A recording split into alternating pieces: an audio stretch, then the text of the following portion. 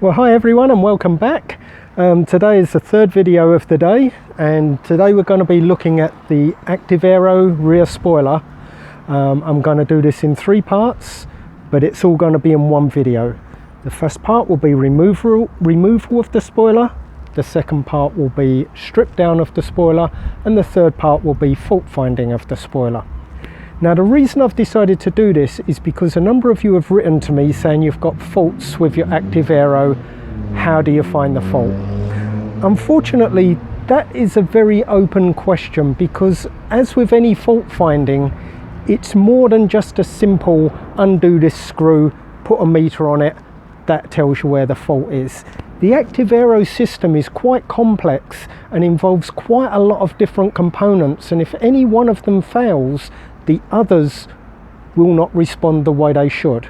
So what I thought would be easier is if I break it down into smaller sections, showing you each part of the system and showing you how to fault find each part of the system, then you can try and diagnose where your fault is. Now, the rear active Aero does have a number of known problems, and we're going to cover them today. For those of you that haven't used test meters before, I'm going to tell you what to buy and how to use it, so you don't need to be afraid of delving into something that you're not familiar with. So let's get this video started with the first section, which is removing the active Aero spoiler itself. And to do this, you're just going to need a couple of small tools, your 10mm wrench or ratchet with an extension bar of some sorts, and a tool to make it work, and also a small hook tool. So we're going to start on the outsides. On each outside you've got your screws with a plastic cover, and all you're going to do is get the hook underneath the plastic cover, pull it down to reveal the nut on the other side. You've got 4 of those to do, 2 on each side. So I'll just get those first.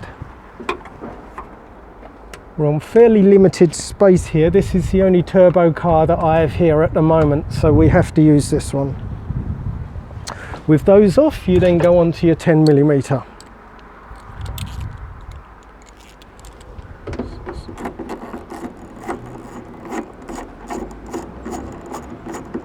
We'll get the 2 nuts on each side.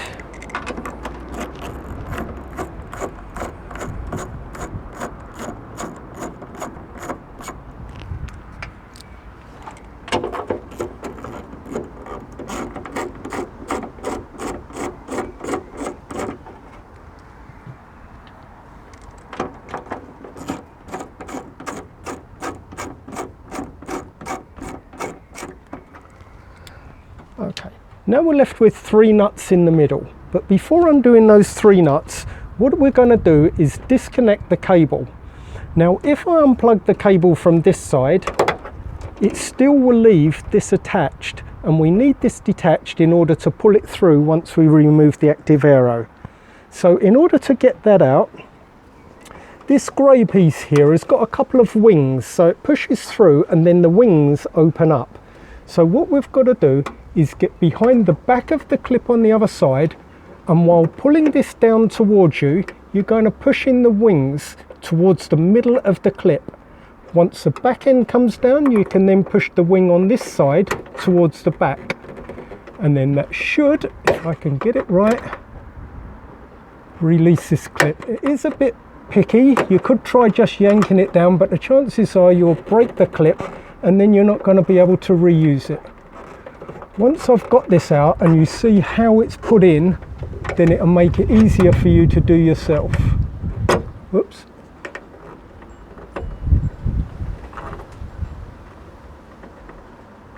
Yeah, of course, it's always when it's on video that it's a problem. Sometimes these come out quite easy. There we go. So there you can see you've got 1 wing on this side, 1 wing on the other side, and all you're going to be doing is pushing and pulling those wings in order to pull that down. Okay, so now we're back to the 10mm. You've got 3 more nuts to do.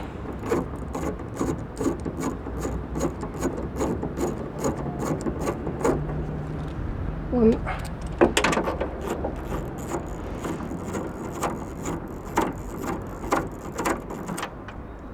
2 and 3. Now fortunately the Aero is heavy enough that it doesn't seem to push out or drop out the back, so you don't need to worry too much about it. Now we'll bring the door down, and now we can just lift this off.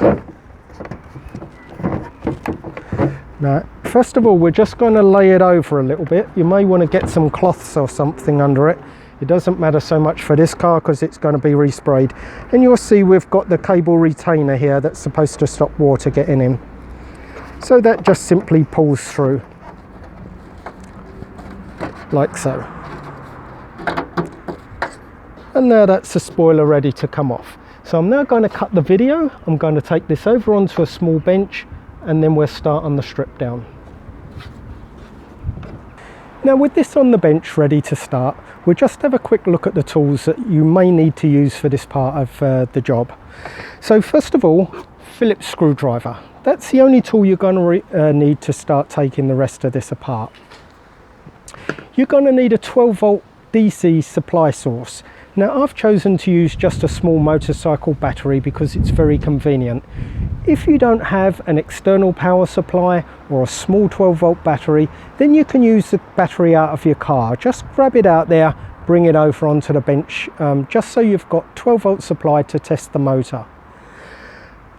You're going to need a voltmeter. Now for some of you this might appear a bit scary, and I've deliberately brought in a fairly complex meter so I can break it down for you and show you just how unscary it is. Now if you've got an analog meter, it will do exactly the same job. A digital meter's fine. You can use an oscilloscope if you want to be really overboard with it, but for now just stick to a simple meter. And this meter is going to carry you through all of the jobs we're going to be doing on these cars over the coming months and years.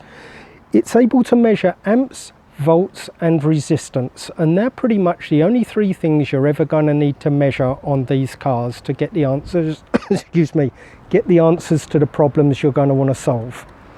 So we'll move on to how you set it up in just a minute.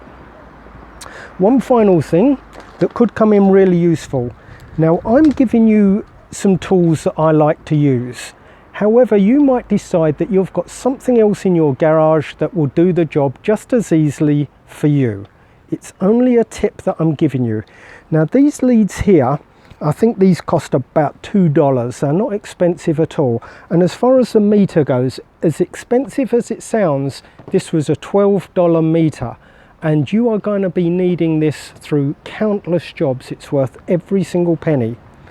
Now this particular lead I like because I can use it to connect to the terminals, I can use it to touch onto a battery, or if I want to, I can use it to connect to the meter, all with those same two plugs.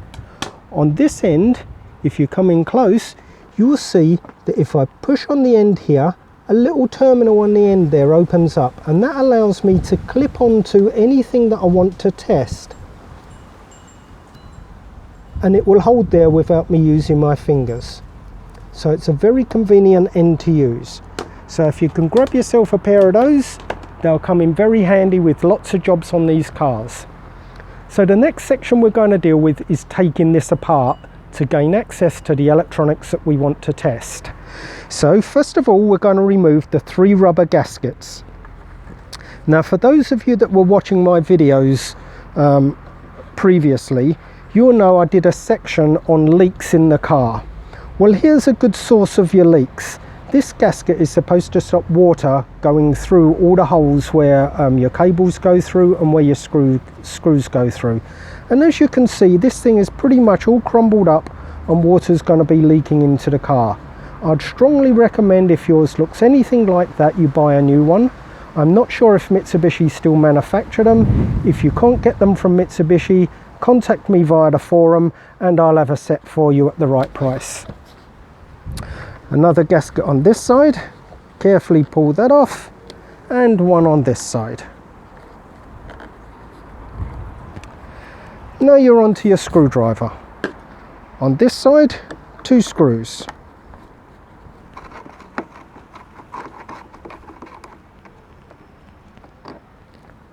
Now some of these screws may not be the correct screws. I happen to know that this spoiler has been taken apart so many times by so many people. It's been resprayed by someone with very limited sight and touch, I would say. So this is going to have to be sanded all the way back to the base and then resprayed again. And the 2 on this side.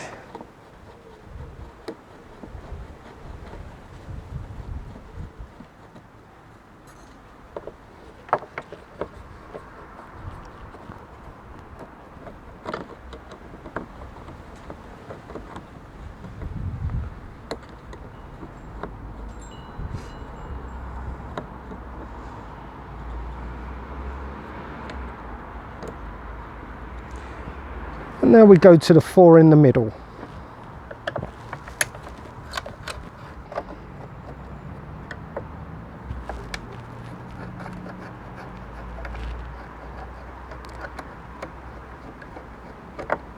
Lift that bracket out.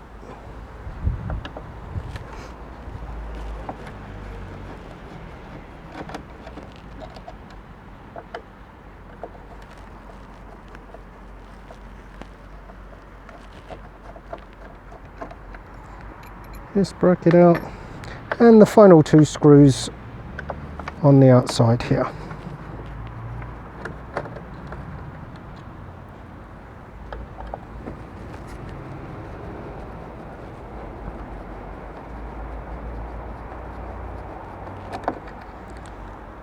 Okay, so from this point we can now lift out the entire mechanism.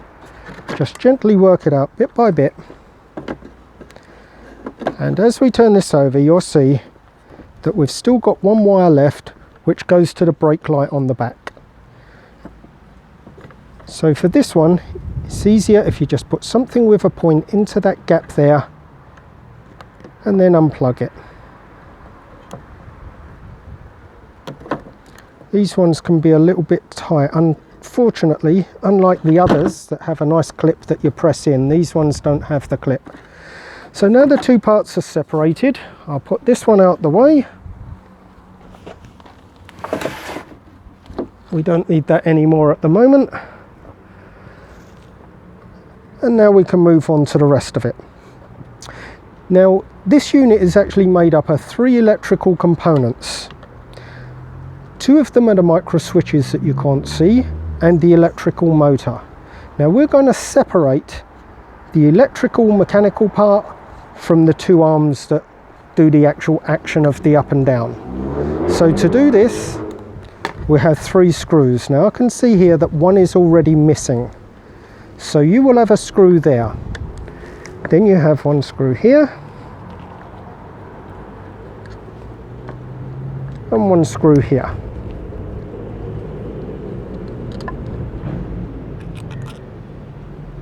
And now we can completely separate the parts we need to test from the parts we don't.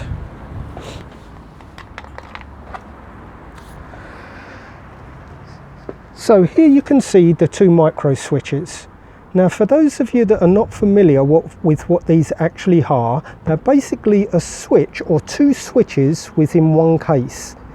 Only 1 of the switches is used, so you'll see 3 points here to solder to. But it's only using 2 points because only 1 of the switches inside this case is being used. Same on this switch. Now the way these switches work is when you push them down, it will create a connection to 1 wire. When you let it up, it creates a connection to the other wire. In this particular case, they only need the 1 connection, and that is when it's pushed down. So I'm going to show you how to test those using the meter you got. Now this is a really common fault on these, so it's worth knowing how to test them if you're having any problems with the active Aero. Now I just need a slightly smaller screwdriver. I don't think this one will quite fit. So just give me a second, I'll grab a different screwdriver. Now that I have the correct screwdriver, we're going to take these two switches out, just 2 screws in each switch, hold them in place. And these look fairly corroded, so I'm going to have trouble getting them out, I think. Here we go. One.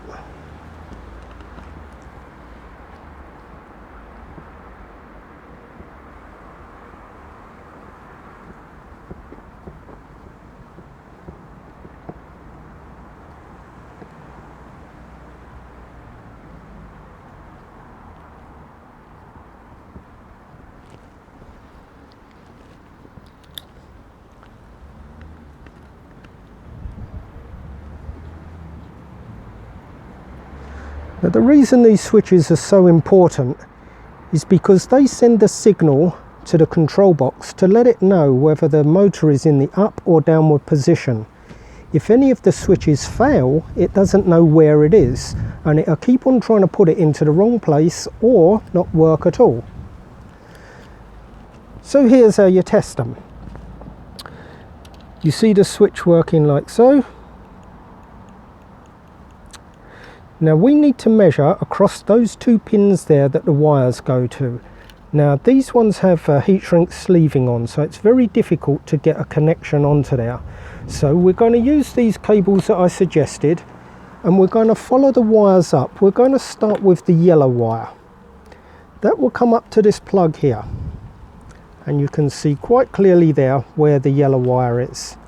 Follow it through to the other side and connect your little terminal connector onto that pin there where the yellow wire is. Okay, then we have a black wire with a very thin blue line on it, so we need to follow up and look for a black wire with a thin blue line. And because I've sprayed a lot of this, I can see there's overspray onto the wiring, but that appears to be the black wire with a blue stripe, and that's in this corner here right next to the red one. So we'll try and clip onto there, which we should just be able to do with these little terminals. Now of course without these, the only other option you've got is either to splice into the wire or to take the pins out, and they're quite difficult to get out if you don't have the right tools. So I really think it's worth you investing in this.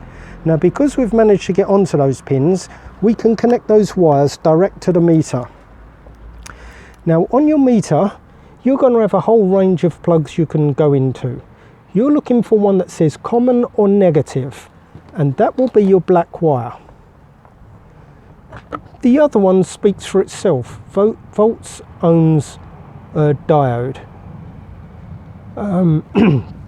So you're going to be plugging into the one that says ohms or diode. Either will do the same job. Then on your gauge here, you've got a whole range of settings. So A is for amps, F is for farad for a capacitor. We've got volts and a squiggly line which is for AC volts. You've got V and a straight line with dashes, which is your DC volts, and then you've got the omega symbol for measuring ohms. Now within the ohms range, you've got 200 mega ohms, 20 mega ohms, 2 mega ohms, 200 kilo ohms, 20, 2 and 200 basic ohms. But then if you go down a little bit further, many meters now have an audio tone which tells you if it's a short circuit, and that's exactly what we're looking for, a short circuit. You can still measure on basic ohms if you don't have the audio tone, but just initially I'm going to do this with the audio tone. Now what will happen if the 2 pins are shorted out? It will make a sound. Can you hear that sound? So at the moment that's showing a short circuit, which means this switch shows a short circuit when it's open. When we close it, the tone stops and we go down to 1 ohm. Well, actually it goes down to no reading on this gauge. I don't know why it shows a 1. So you can clearly hear that going on and off. Now sometimes these switches are intermittent. So just try it a number of times to make sure the switch is fine. And it should work every single time. If at any time it fails to work, it means that switch is faulty. Now these are a very standard switch. You do not need to order these from Mitsubishi. They're available from thousands and thousands of different suppliers around the world, and they'll cost you no more than a couple of dollars. If you buy them from Mitsubishi, it's going to cost you an awful lot more. So that switch clearly works fine. Now we'll test the other switch. Now that uses the same black and blue wire, so the only one we need to change is the red one. So now we'll disconnect from the yellow. Oh, put the black one back on. If I can get in there, that is really tight in there. Okay, the red wire is the third one along, so we'll connect the red wire onto the third one along and turn the meter back on, and we have the tone again. Press the switch, the tone stops. Let go, it starts. And test it a number of times, and then you know that that's working fine. You notice it stopped working that time.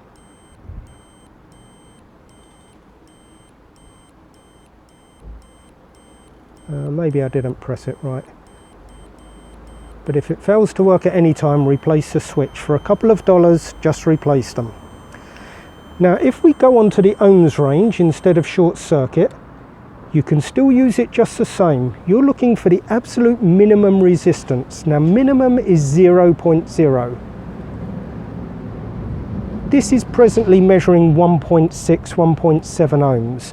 But often you will get this reading because you'll have a slight resistance in all of the wiring around here. It's very rare to get a perfect measurement. So when I push in the switch, I'm reading, normally that would read 0. This particular meter reads 1 for some reason when there's no connection at all. Let it go, and then we get the resistance reading again. As long as you get a resistance, it's fine. Nothing, resistance. Nothing, resistance. So that switch is also fine. Now we can disconnect, turn off your meter, disconnect these wires for a minute. Now we can check the motor. Now the motor is quite easy to test. We can use these exact same cables that you've just used. Now you'll see if we turn this over, your motor has these two wires here. One of them is white with little red dimples on, and one is black and white with little red markings on. So you follow those around, back up to the plug. Here's your white one with the little red markings, and right next to it is the black and white one with red markings. Once again, connect your gauges, your cables, sorry. One to the black and white one, and if I can get in there, one onto the white one. Now this will now allow us to test the motor purely by connecting it to a battery. So you can see the motor going round there. If I swap the wires around, the motor will go in the opposite direction. Now if you run this for about 15 seconds, it will just confirm that there isn't a fault with the motor. If it stops at any point, there is a fault with the motor. Now this motor obviously works, and the switches obviously work. I've purely taken this apart so you can see how to do the testing that you need to do. And as you can see, it's very, very simple to do this testing. But let's assume for 1 minute that your motor is faulty, and how to repair the motor. So if we take this apart, and I'll show you what to look for inside. I just need to get a knife to cut this tape here, if you give me a second. So with my trusty knife, we'll just cut across this tape here. Be careful not to cut any of the wires. Pull the wires separate. Get yourself a Phillips screwdriver and undo the 2 screws on each side. Now at this point you need to make sure that you don't let go of the two pieces. You don't want it to start to separate until you're ready. Okay, now when we separate this body here, it's got a magnet inside and we don't want everything sticking to it. So very slowly keep it perfectly in alignment and slowly pull that out. Now you'll see just when you get to this point here, there's a couple of parts that are getting stuck on there. So just push them back into place and gently bring the center column out, like so. Now the motor's made up of three basic components. We've got the armature, we have the carbon brushes, and we have the magnets inside there. So for inspecting your motor if it doesn't work, the first thing you're going to need to do is look at the magnets. Make sure they've not come away from the wall in any way, and make sure they're not broken in any way. Just as another point, on the end here you have a little ball bearing in there. Make sure the ball bearing is in there. Your armature, the only things you can check on here are that none of these little wires here are broken. If you go around the edge you can see a whole bunch of little wires.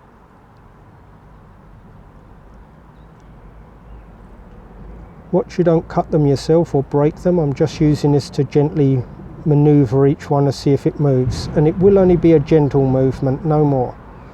And then finally check for around here for any muck build up, especially grease will stop it working.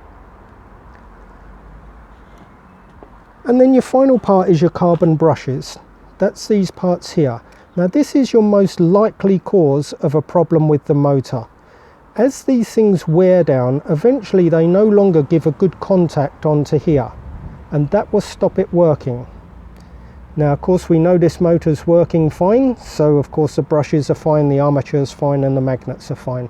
But these are the things you need to inspect on your motor if you are having problems. So now we'll look at how to get it back together. So first of all, separate the two springs so they don't get stuck. In fact, I'm going to take one out for a minute while we do the other side. You need to get your brush back into position. Now you'll see there's one side that's flat and you'll see one side has got a slight curve in it, and the curve has been caused where the armature's been rotating. And you have a wire coming out the top, and the wire will have to come through this hole here. So if you're pushing your spring, oops, this is a bit of a fiddly job, probably one for the kids to do. Just hold the spring back in position while you get the brush into position.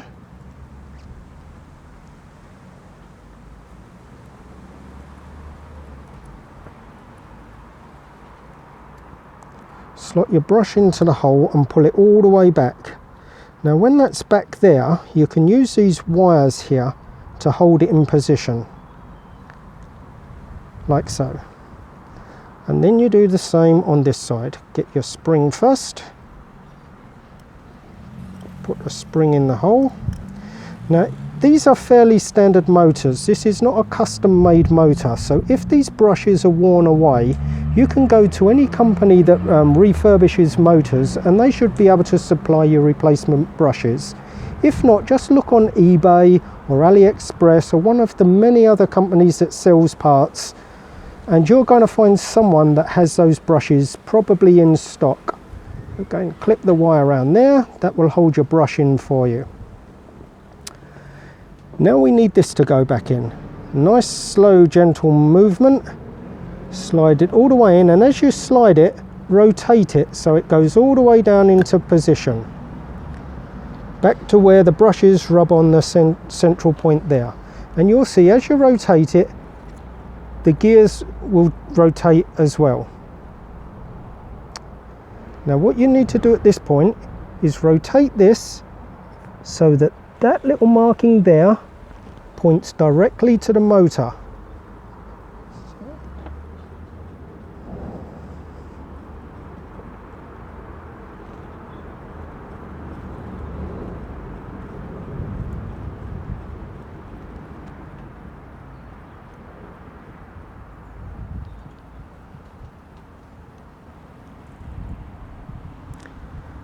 Now the reason for this is so the motor is in the right starting point when you assemble it all back into the spoiler. If it's in the wrong position, then the motor will think it's in and up when it's actually in a downward position. So line those two up. Now you put your cover back on. Don't forget to check that that ball bearing is in the end. Now when you start sliding this down, the magnet is going to want to try to pull the armature out.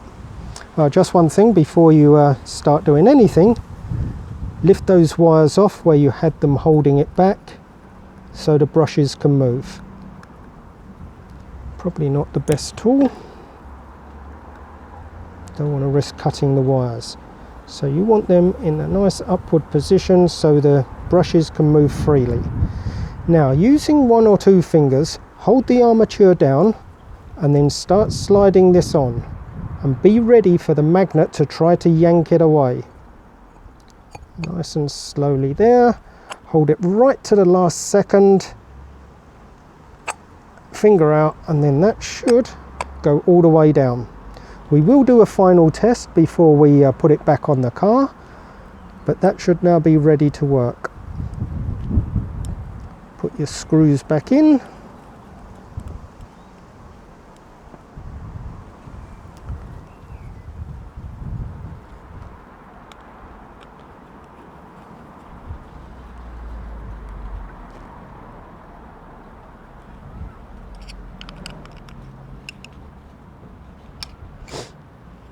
Now I'm going to peel this tape off so I can put on some nice fresh cloth tape so it resembles exactly as it was from new. But just before I do that, I'm going to do one final test of the motor. So once again, the 2 wires onto the battery, and you will see the motor rotates beautifully. Now I need to get it back to that central point where that pin is lined up directly with the motor. So little gentle movements, and there we are. Right, I just grabbed some electrical tape, if you hold on 1 second. Now this is a special loom tape. It's not the same as the PVC electrical tape you normally use. You can use electrical tape if you want, but I'm a really big fan of restoring everything to exactly as it was. So I'm going to use the original cloth tape. We'll get our loom back into the right position.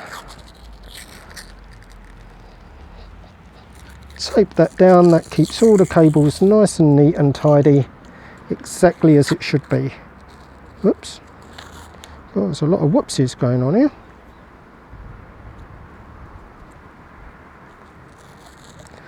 And of course, if anyone looks at the job after you, no one's going to be able to say, oh my god, who the hell did this terrible job?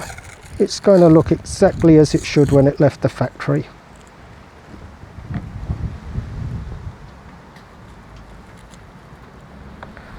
Like so. Now we'll put the micro switches back in.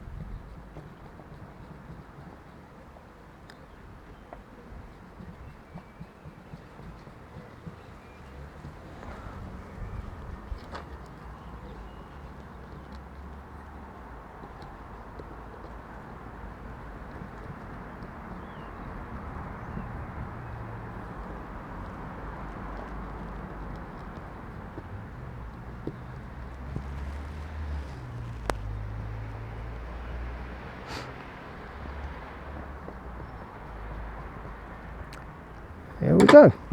And then I'm going to give it one final test, and you'll actually see the micro switches operate now as we go around.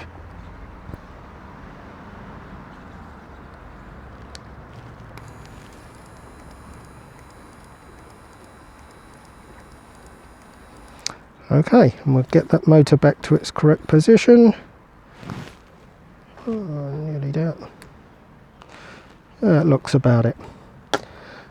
Okay, so with everything now tested electrically and mechanically, we can put this back together and hopefully that would have solved your problem.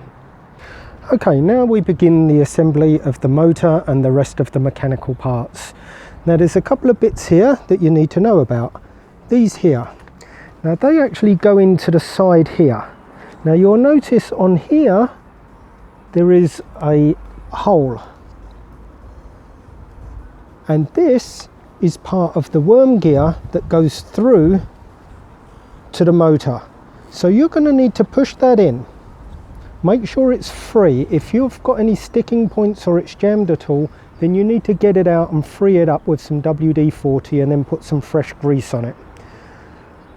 Looking at the long pin on here, that's going to be going in this way round on this side. Now what I like to do is just get a piece of normal general purpose grease and just put a little dab on each side, and then that will allow it to hold in place. So you're going to put that in the hole there. Once that's in, you're going to push the rod in so it's level on the end here, and it's very important that you get that level. Now we do the same to the other side.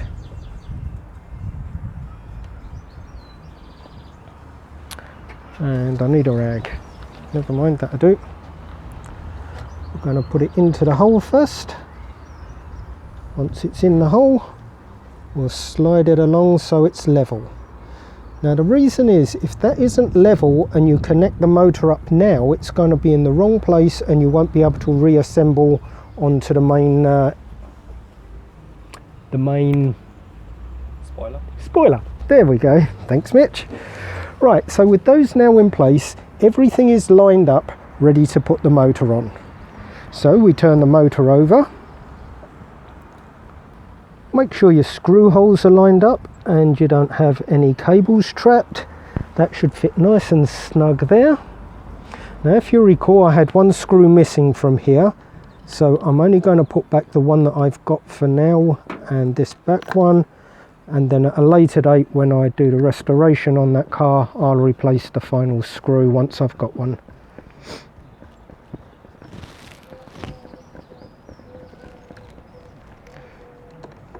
Tighten those down nicely.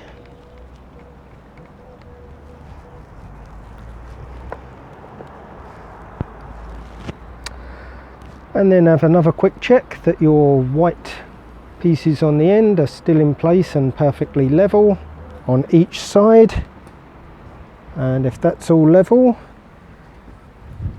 you're about ready for the next section. We'll just stick the cables through the hole there.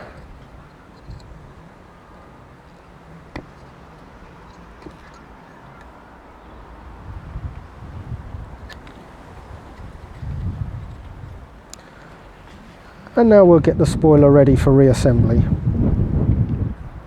Okay, so now we're ready for reassembly. I've just noticed that I put through both cables and actually only one should have gone through. So the smaller cable for your brake light, leave that on this side, and we'll start by connecting that up first. Click that into place.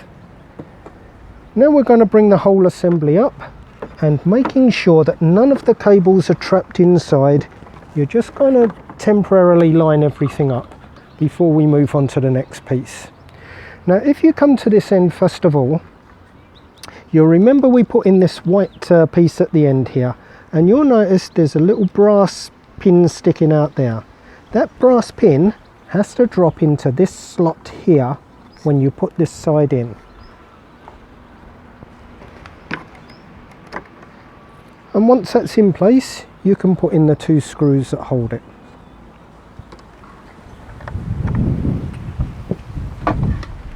And you can screw those down.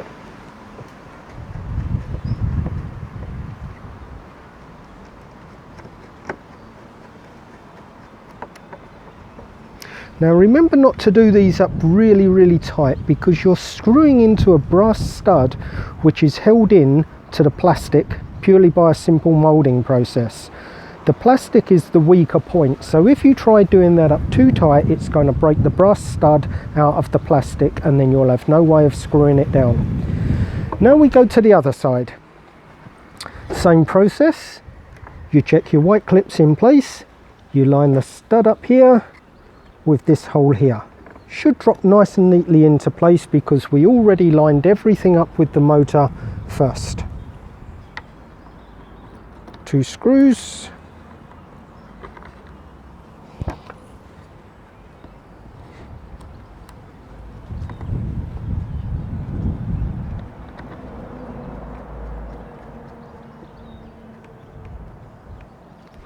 Okay, now we're into the center part.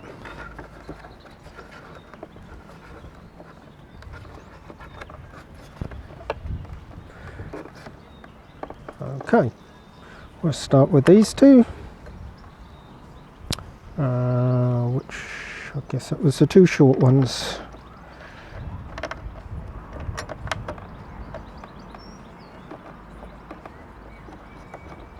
One.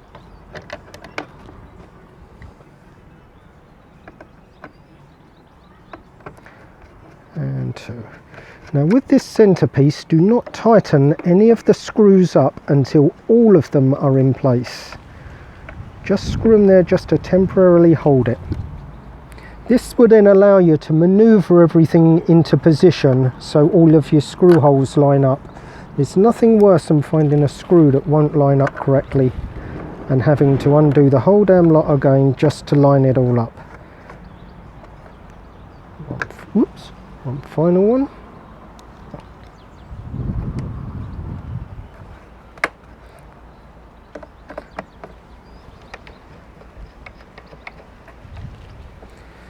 And then just 2 screws remain.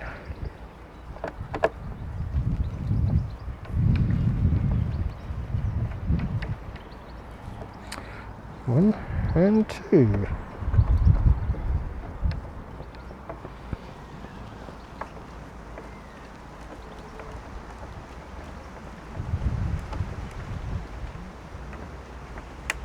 Now for some reason that screw is not fitting now.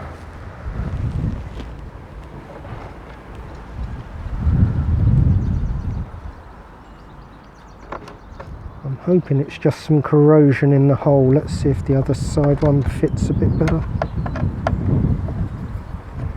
There's a right mix and match of screws here because someone's already had this apart and just put in any old screw they can find. Yeah, that one's not much better, but it did go in. Let's try it in this one.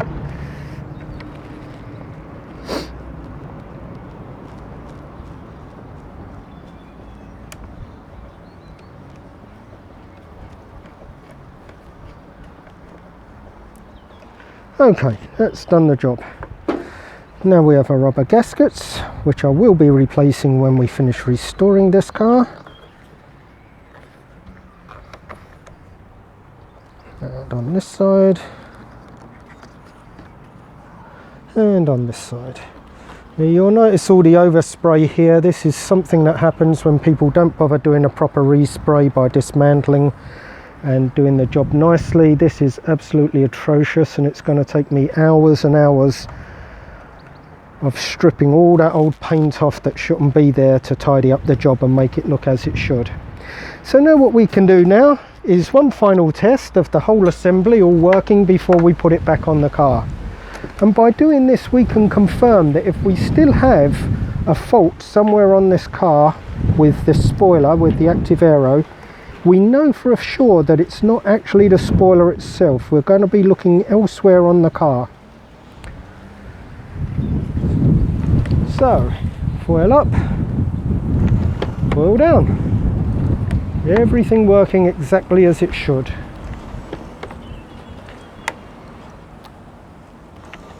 And now we can put this back on the car without any problems at all. Okay, so before putting it all bolted back onto the car, we'll just run the cable through the bodywork and put the rubber seal back in. Now to do these, you'll see there's quite a deep groove in there.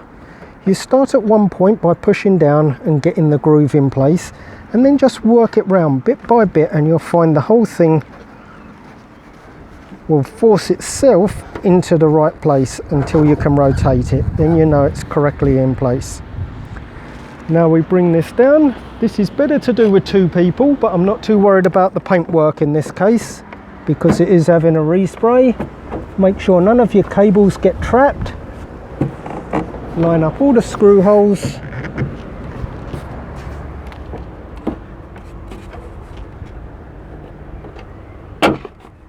And then that drops down. Open the door. Now we start putting our nuts back on.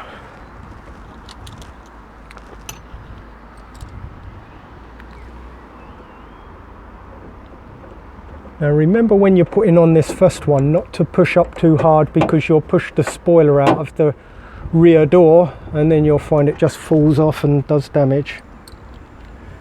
And as usual, don't do up any of the nuts too tight initially until everything's located into its right position, and then you can go around finally afterwards and do them all up tight.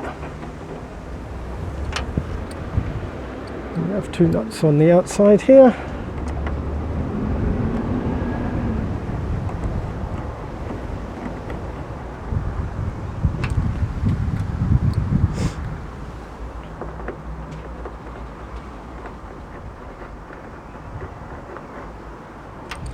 Two on the other side.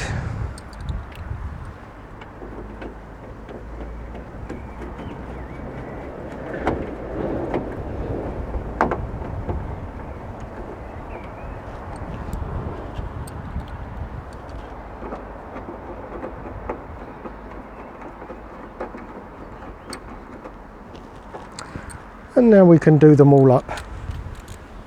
Now again, this has got a rubber gasket in there. If you do this up too tight, you're going to split the gasket again. So as with a lot of these things, it's not about how tight, it's just about nipping it so it gets a good grip and holds it in position without working loose.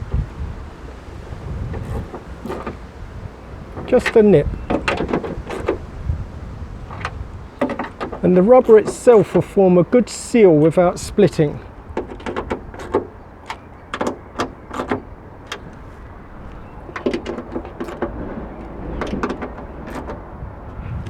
Okay, then we have our rubber covers. Just pop on there. Two on the other side.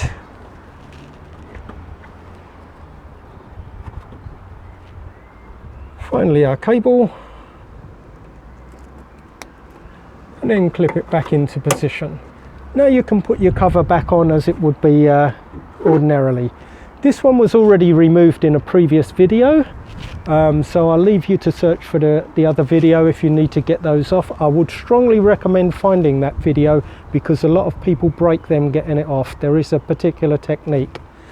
So with that done, I'm not going to bother to test it again now because I happen to know that this car does have an active aero fault. And we're going to find that as part of this video series. Today was a rear active aero. Another one will cover the front active aero. And then we'll be covering some of the other electronics. But remember, these are not fault-finding videos themselves. It's just telling you how to check out certain components within the system. So I hope that's helped you out. I think it's a worthwhile video to have in your toolkit. These do suffer with problems, particularly the micro switches. So you now know how to test them and know that you can buy them very cheaply from a normal regular component suppliers, and you can put that back together yourself. Now hopefully that's covered everything for you on this one. I do appreciate you watching. If you need me to do a video for you, please request it either via the YouTube channel or via my new forum, and I'll be happy to cover those videos for you. For now, thanks for watching. Don't forget to click on the like if you like the video. Don't forget to subscribe to the channel, and maybe if you intend on watching more videos, click on the bell and you'll get automatic updates when new videos become available. Thanks for now. See you next time.